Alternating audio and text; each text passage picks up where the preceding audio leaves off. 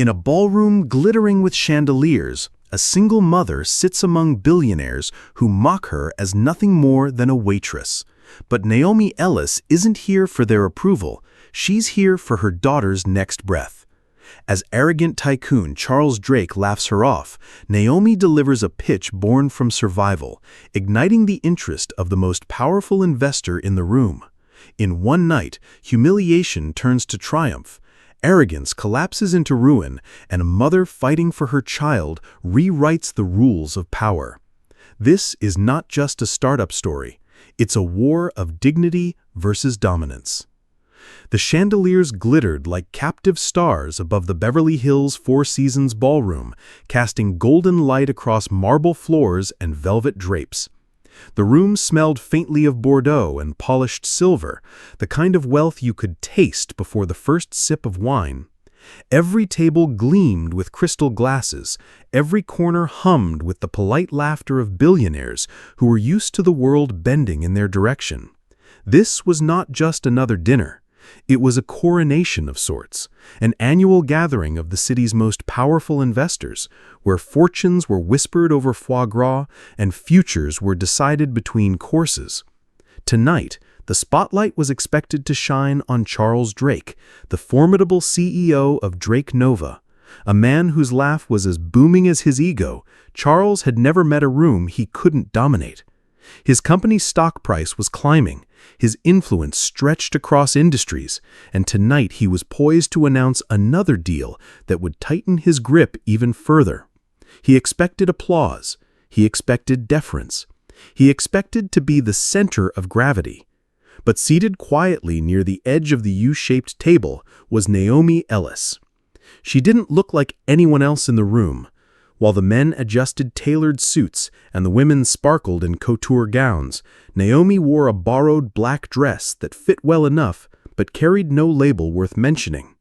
Her hair was neatly pinned, her posture straight, her face calm, but her presence was almost invisible.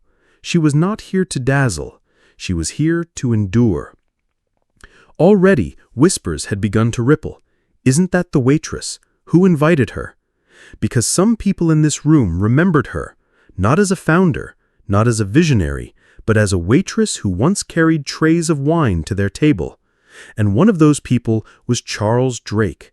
His eyes found her quickly, recognition curling into a smirk. He had mocked her once in a restaurant, dismissing her existence with a careless joke. And now, impossibly, she was seated among him and his peers, daring to call herself a founder. Naomi felt the weight of his stare, but she didn't look away. She had walked into this room knowing exactly what she was up against.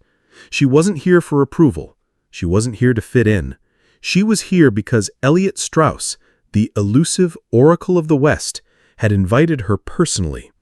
Strauss was a man whose decisions shaped industries, whose silence could shift markets. Why he had chosen to bring Naomi Ellis into this gilded arena, she didn't know. But she had accepted the invitation, even knowing it might feel more like an execution than an opportunity. Because at home, a 4-year-old girl was waiting for her. Lila, with her messy curls and stuffed giraffe tucked under her arm, was more than Naomi's daughter. She was Naomi's reason for everything. Born with a chronic respiratory illness, Lila's life had been a marathon of doctor visits, inhalers, and hospital stays. The bills stacked higher than Naomi's paychecks, and the system seemed designed to crush families like hers. By day, Naomi fought to build BridgeLink, a healthcare platform she had willed into existence from nothing. By night, she waited tables, pouring wine for men like Charles Drake, swallowing their dismissive glances because survival didn't leave room for pride.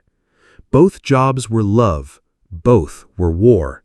And tonight, in this cathedral of power, she wasn't here as a waitress. She wasn't even just a founder. She was a mother with nothing left to lose. Before we go any further, comment where in the world you are watching from, and make sure to subscribe because tomorrow's story is one you don't want to miss.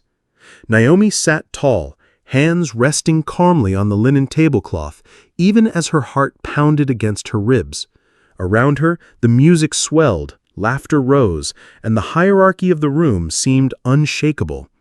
Charles Drake leaned back in his chair, savoring the anticipation of his own triumph. But Naomi knew something he didn't. This night was not going to unfold the way he imagined. The chandeliers sparkled above, the whispers sharpened, and Naomi Ellis, waitress, founder, mother, braced herself for the fight of her life. Naomi Ellis had never planned on sitting in a ballroom of billionaires. Her life, from the beginning, was a story of survival, not champagne. She grew up in a modest apartment in Inglewood, where the smell of fried onions drifted from her mother's tiny kitchen, and the sound of ambulance sirens often served as background noise. Her father had disappeared before she could spell his name, leaving her mother, a nurse's aide, working double shifts to keep the family afloat.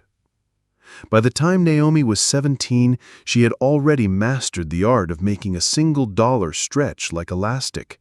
Coupons, side jobs, late-night studying. She carried the kind of responsibility most of her classmates couldn't imagine.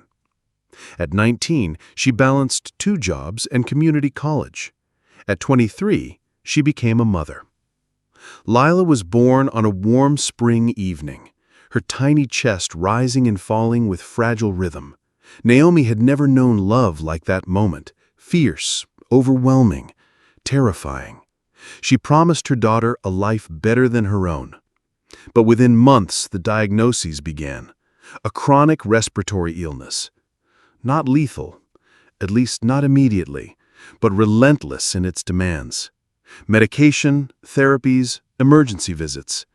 It was a condition that didn't destroy all at once. It chipped away, bill by bill, breath by breath. Naomi quickly learned the brutality of the American healthcare system.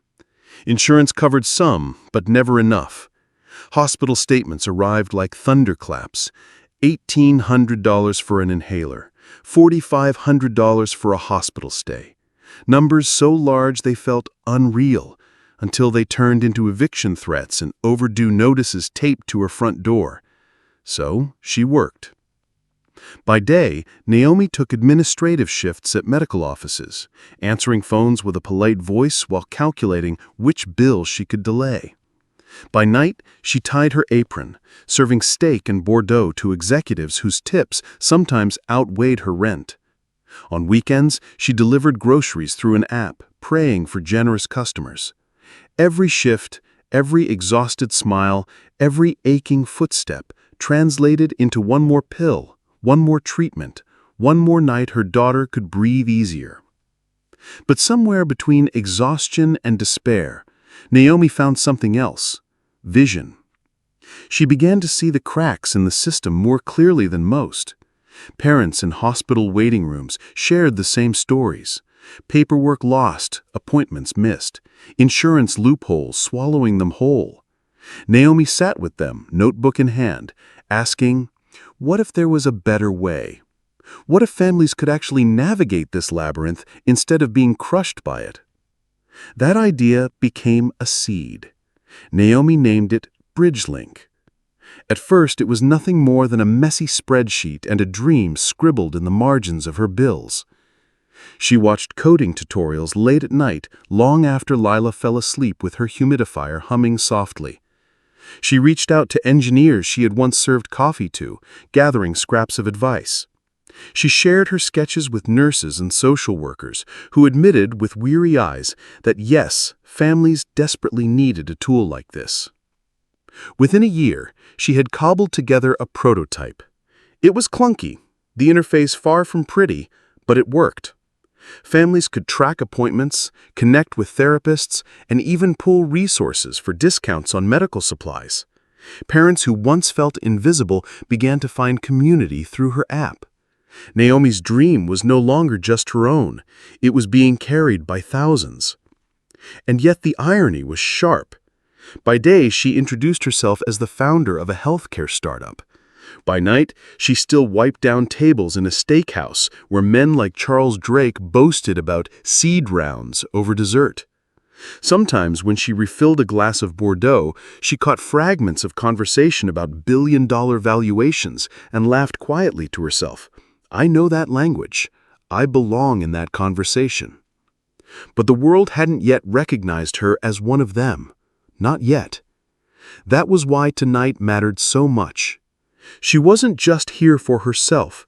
She was here for Lila, for every parent scribbling payment plans on scraps of paper, for every child whose survival depended on systems that didn't care if they drowned. Naomi Ellis, the single mother who carried trays and dreams in equal measure, was about to test whether resilience could be enough to build a bridge strong enough for millions. The dinner unfolded like a theater production. Every movement rehearsed, every sound calibrated. Silverware chimed in rhythm, crystal glasses sparkled under the chandeliers, and conversations swelled in waves of money, power, and ego. At the center of it all, Charles Drake played his role as leading man with effortless dominance. Charles was the kind of man who filled a room not with charm but with force.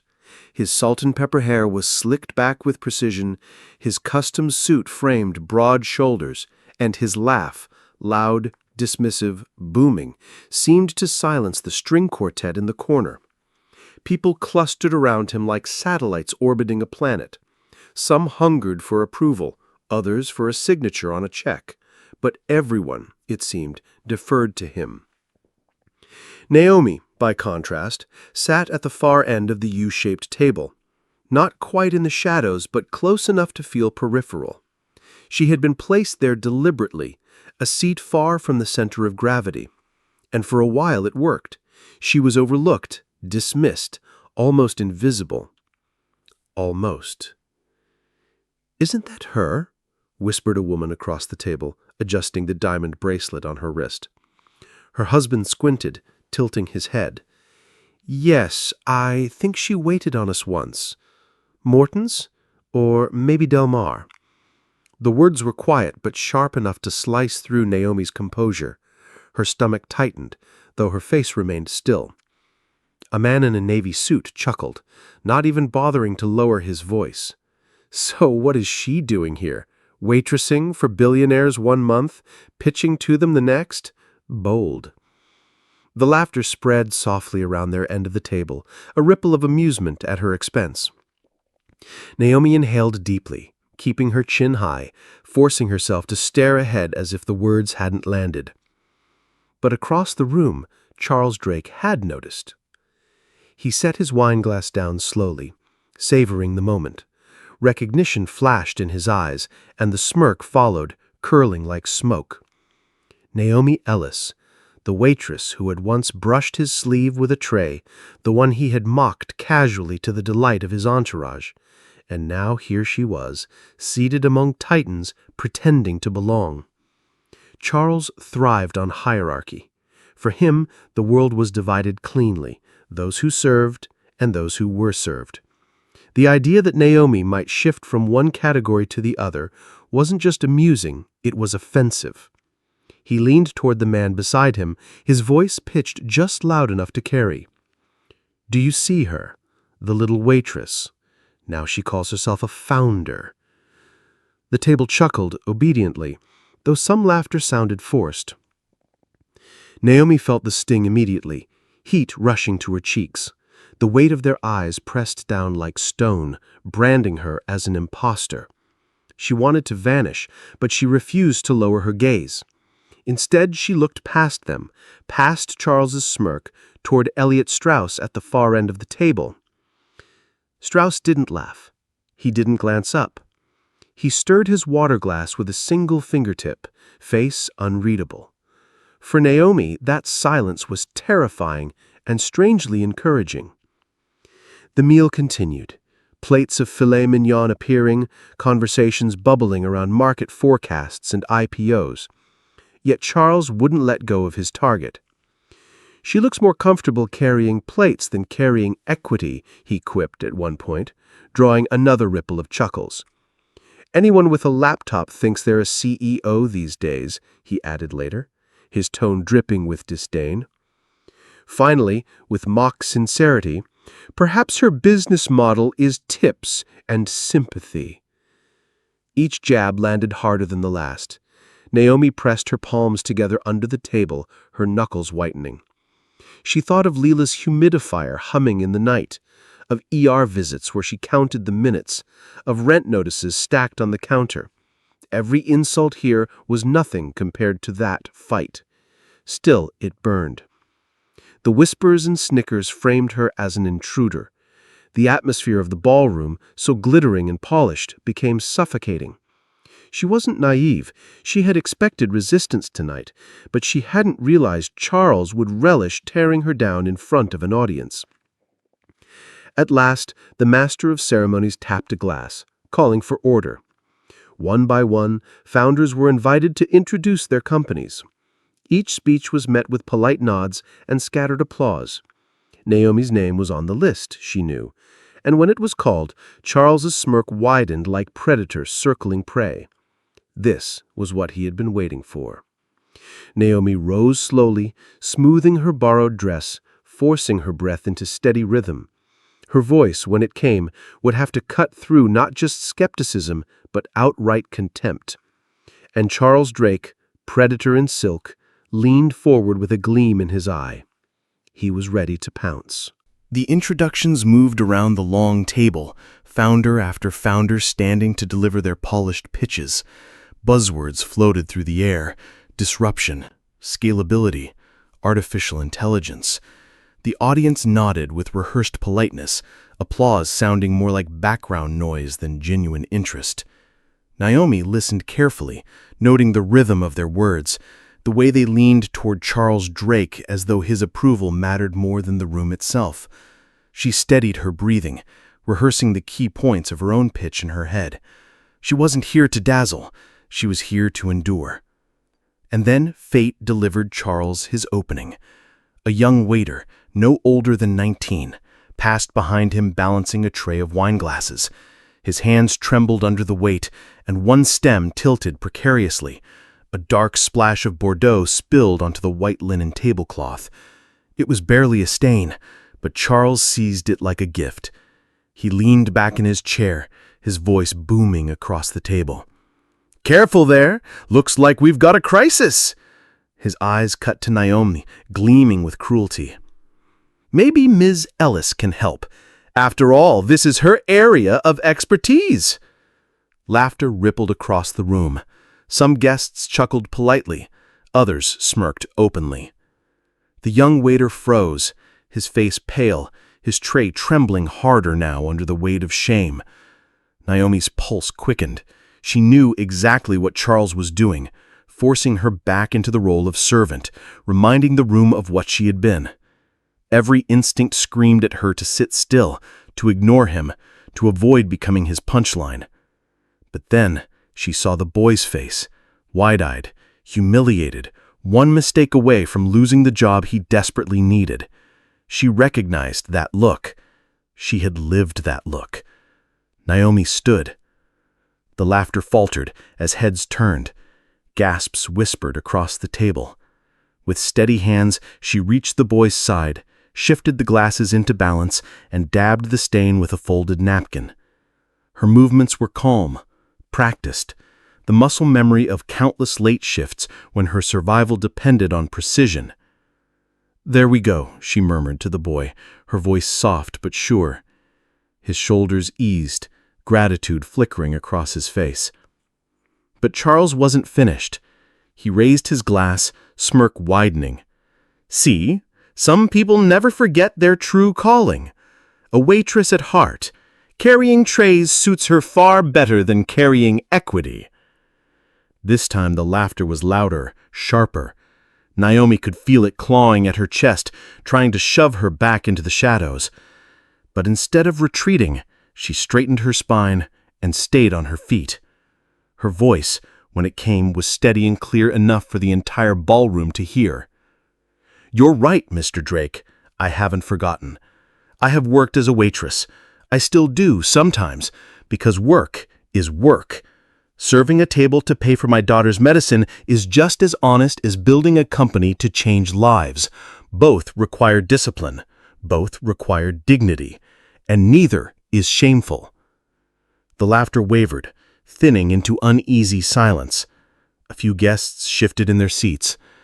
Naomi's eyes swept the table, landing briefly on the boy, then back to Charles. But I'll tell you what is shameful: using someone's past to diminish their present. Honest work doesn't make a person less worthy. Arrogance does. And one day, the same hands that carry trays might just build something bigger than your empire. For a heartbeat, silence blanketed the room. Charles's smirk faltered, just slightly, before he forced it back into place with a dismissive chuckle. Touching, truly. But this is a room for visionaries, not sob stories. Let's not confuse the two. A few obedient chuckles followed, though weaker now. Naomi returned to her seat, her heartbeat thundering, but her expression calm. She hadn't planned that speech. It had erupted, raw and undeniable, too heavy to keep inside. Across the table, Elliot Strauss finally lifted his gaze. For the first time that evening, Naomi felt the weight of his eyes, and instead of indifference, she saw something else flicker there. Interest. The young waiter passed her again minutes later, his tray lighter now. He whispered quickly, "Thank you." Naomi gave him a small smile. She knew Charles wasn't finished, but neither was she. The introductions moved steadily around the U-shaped table. One founder after another rose, armed with glossy language and practiced smiles. A biotech CEO boasted about patents. A fintech startup pitched disruptive banking. The air thickened with jargon, and though the audience nodded politely, their attention waned. Naomi waited for her name to be called, palms pressed together under the table. She felt Charles's eyes on her like a spotlight, mocking, waiting for her stumble. Naomi Ellis, the MC announced at last, founder of BridgeLink, a healthcare technology platform. Naomi rose. Her legs felt heavy, but her voice, when it came, was steady. BridgeLink was born out of necessity. It's a platform designed to help families connect with doctors, therapists, and resources they often can't reach. Families like mine, families drowning in bills and bureaucracy. Charles chuckled loudly, slicing through her words. "Families? Oh, here we go," he said, his tone thick with sarcasm. A few guests tittered nervously. Naomi didn't flinch. "This isn't charity, it's business. A big one." Her words hung in the air like a challenge. Some guests exchanged surprised glances. Charles tilted his head, eyes narrowing in mock curiosity. "Do enlighten us? How does wiping away tears translate into profit?" Naomi inhaled, let the silence stretch a beat, and then let the numbers speak. There are 61 million Americans living with disabilities. That's 1 in 4 adults. Together, they represent nearly $70 billion in consumer spending annually. And yet, most platforms ignore them, leaving families scrambling between hospitals, schools, and insurers. BridgeLink isn't just helping people, it's capturing an underserved market that's been invisible for decades. The laughter in the room thinned, pens scribbled, brows furrowed. Naomi saw the shift and leaned in. Already over 20,000 users are on our beta platform. We've partnered with 3 rehabilitation centers in Los Angeles. Early data shows families are saving an average of 15% on out-of-pocket costs. That's not charity, that's efficiency, that's impact. For the first time that night, Charles's smirk faltered. But he recovered quickly, swirling his wine with theatrical boredom. "Impressive, rehearsed speech. But tell me, Miss Ellis, what happens when the donors dry up, when the sob stories fade? Do you really think serious investors are lining up to fund your bridge?" Naomi's gaze locked with his, calm and deliberate. "I don't need donors. I don't need sympathy. What I need, and what I already have, are customers. And customers don't fade." A ripple of reaction spread down the table. Some nodded thoughtfully. Others whispered to their neighbors. One man near the center muttered, not quietly enough, "She's not wrong." Charles heard it. His jaw tightened. He leaned forward, voice low and sharp. "Listen carefully. This room is not for people like you. It's for winners, for people who understand markets, not fairy tales. You think a sob story makes you my equal? You think playing waitress one night and founder the next makes you belong here?" The words dripped venom. The weight of the room pressed down on Naomi like a stone. She could feel every gaze, every silent judgment, but she didn't blink.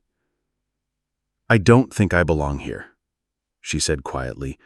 Then louder, "I know I do. Because I've built something real, and real has a way of outlasting arrogance." The words landed like a stone in water, rippling across the silence. For a moment, the room was utterly still. Then a woman 2 seats down gave a single nod. Someone else adjusted his tie, suddenly serious. The air shifted, subtle but undeniable. Charles scoffed, forcing a laugh that rang hollow. "These rooms eat idealists alive," he muttered. But Naomi sat down with her head high.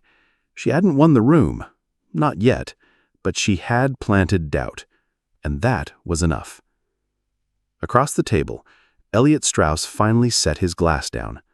His eyes lingered on Naomi, sharp, unreadable, but not indifferent.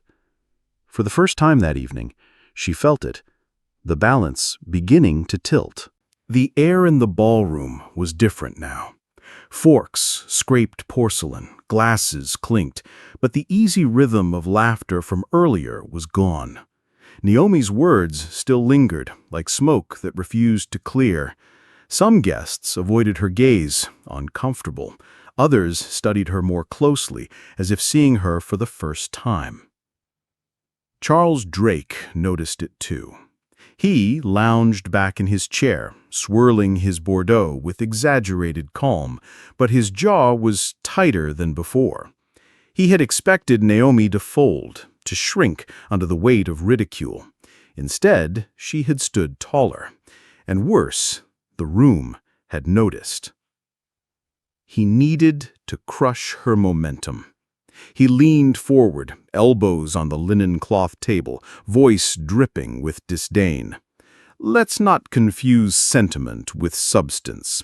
Bridgelink is a touching little story, sure, but startups aren't built on pity. They're built on hard metrics.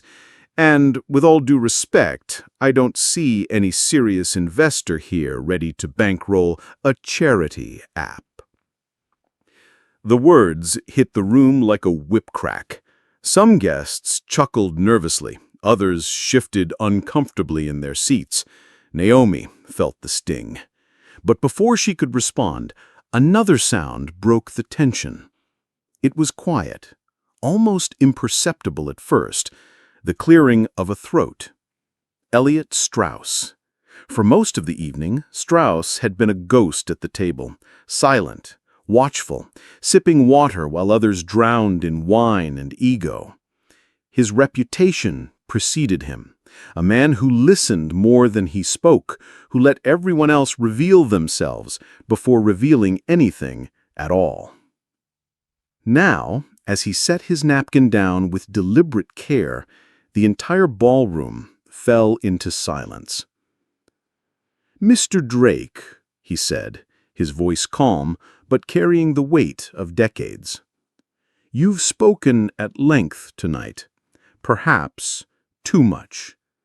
A murmur rippled across the room.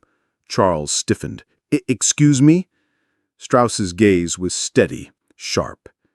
"You mock a woman for waiting tables while building a company from nothing. I see resilience. You dismiss her platform as sentiment. I see a market you've been too arrogant to notice. You treat humility as weakness. I consider it a strength." The words sliced cleanly through the air. Naomi's breath caught. She hadn't expected defense, least of all from him. Charles tried to laugh, a sound too forced to be convincing. "Come on now, Elliot. Surely you're not suggesting—" But Strauss cut him off, his tone firm as steel. "I am.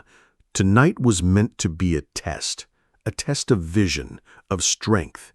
And you, Mr. Drake, have failed." Gasps erupted. Someone dropped a fork with a sharp clink. Charles's face drained of color. Strauss continued, his words slow, deliberate, final. "Drake Nova has grown complacent, arrogant. I have no interest in attaching my name to a man who mistakes dominance for leadership. But Bridgelink," he turned toward Naomi, eyes locking with hers, "that I will back." The room exploded. Guests gasped, clapped, whispered frantically. Cameras flashed. Phones buzzed with alerts as reporters in the back dashed to file the first headlines. Naomi froze, stunned. Her throat tightened. Her hands trembled under the table. Strauss's words rang in her ears. "That I will back." Charles lurched forward, his voice cracking with fury. "This is absurd. She's unproven, unqualified. You can't just throw away capital on some sob story." Strauss didn't flinch. "Capital is not wasted when invested in vision. And I would rather stake my future on a single mother fighting for millions of forgotten families than on a man fighting only for himself." The room erupted again, half in awe, half in scandal. Charles's jaw clenched, his face crimson. But the tide had turned. The hierarchy of the room had been rewritten in a single moment. Naomi swallowed hard, her voice barely above a whisper. "Thank you."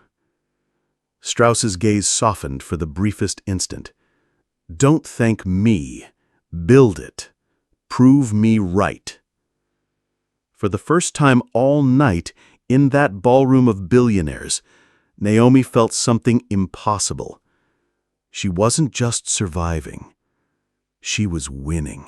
The ballroom had become a storm.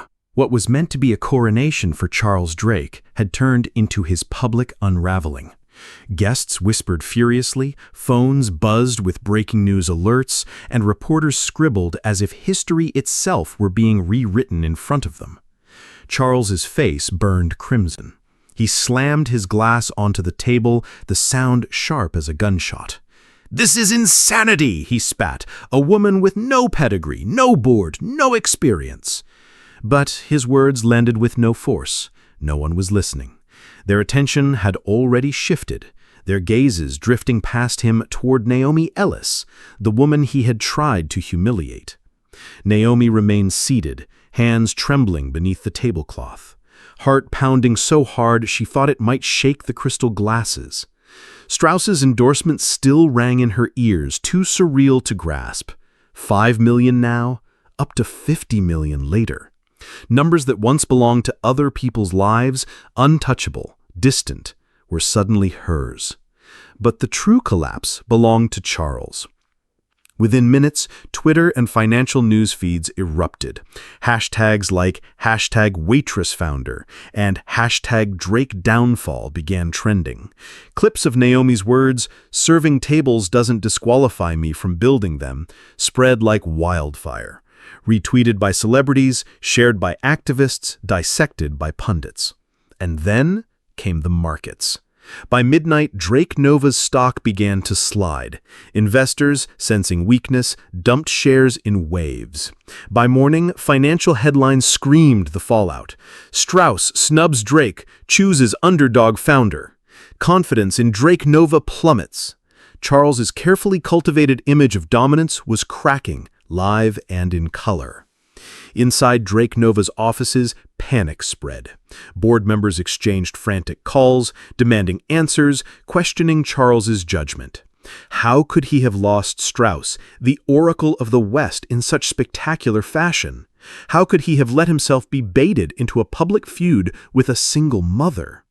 The following week, the board convened behind closed doors. Reports leaked almost instantly. Words like loss of confidence and damaged brand equity floated into the press. By Friday afternoon, the decision was official. Charles Drake was out. The once untouchable king had been dethroned not by a rival corporation, not by scandal or fraud, but by his own arrogance, exposed in a ballroom and amplified by the power of a woman he had dismissed. For Naomi, the aftermath felt like a dream she hadn't dared to imagine. Bridgelink's website crashed under the flood of new traffic. Thousands of families signed up, eager for the platform that promised relief from the maze of healthcare. Journalists filled her inbox with interview requests. Nonprofits and hospitals reached out, offering partnerships. She worked through it all in a blur of exhaustion and adrenaline. But this time, she wasn't invisible. She wasn't begging for attention. The world was coming to her. And yet, in the quiet moments, she still thought of the boy at the gala, the young waiter whose tray had trembled under the weight of Bordeaux. She remembered his pale face, his whispered thank you. He had seen it all, the humiliation, the defiance, the triumph. To him, her rise wasn't abstract. It was proof. Proof that someone who once carried trays could carry something far heavier, the weight of change. Charles had walked into the ballroom expecting applause. Naomi had walked in expecting survival. But only one of them walked out with victory. And for Charles, the cost was total. Reputation shattered, company slipping, power stripped away by the very arrogance he believed made him untouchable. For Naomi, the reward was just beginning. The storm of attention didn't fade. It grew. What had begun as a clash inside a glittering ballroom rippled outward into headlines, hashtags, and dinner table conversations across America. Naomi Ellis's story had taken on a life of its own. Within 24 hours, Bridgelink servers buckled under the surge of new users. Families from across the country flooded the platform, desperate for help navigating the same healthcare labyrinth that Naomi had once faced alone. A mother in Ohio wrote, "I thought no one cared about families like mine until I saw you speak." A father in Texas sent a message, "You've built exactly what we need." News anchors replayed the footage of Naomi's defiance, pausing on her words like scripture. Serving tables doesn't disqualify me from building them. To parents drowning in medical bills, she wasn't just a founder, she was a mirror of their struggles and a promise of possibility. Meanwhile, Drake Nova's freefall continued. Shareholders demanded answers, pundits tore Charles Drake apart on live television, and memes mocking his downfall spread faster than his PR team could contain. The board's decision to oust him came swiftly, his name scrubbed from press releases and executive websites within days. The man who once laughed at Naomi was now a cautionary tale, his arrogance memorialized in headlines he couldn't escape. Naomi, however, had no time to savor his collapse. Her life shifted overnight into a whirlwind of opportunity and responsibility. With Strauss's investment secured, Bridgelink expanded rapidly. Naomi hired engineers, designers, and healthcare advisors, many of them parents who had lived through the same battles she had. Hospitals began integrating the platform into their patient care systems. Rehabilitation centers piloted new features, streamlining communication between doctors and families. Nonprofits signed on to provide subsidized memberships. For the first time, Naomi didn't feel like she was pushing a boulder uphill alone. She had a team. She had backing. She had momentum. Yet through it all, she never forgot why she started. Late at night, after long days of strategy meetings and press interviews, Naomi would return home to her small apartment. There, in the quiet hum of the humidifier, her daughter Lila slept with her stuffed giraffe tucked under one arm. Naomi would sit beside her bed, brushing curls off her forehead, whispering promises she could now keep. One evening, after a particularly long day, Naomi knelt beside her daughter and whispered, "We're gonna be okay, baby. We're gonna build something better, not just for us, but for everyone." And this time, the words didn't feel like hope. They felt like truth. The impact of her story extended far beyond healthcare. In schools, teachers shared her speech as an example of resilience. Business podcasts debated the significance of Strauss's gamble, calling it the shot heard across Silicon Valley.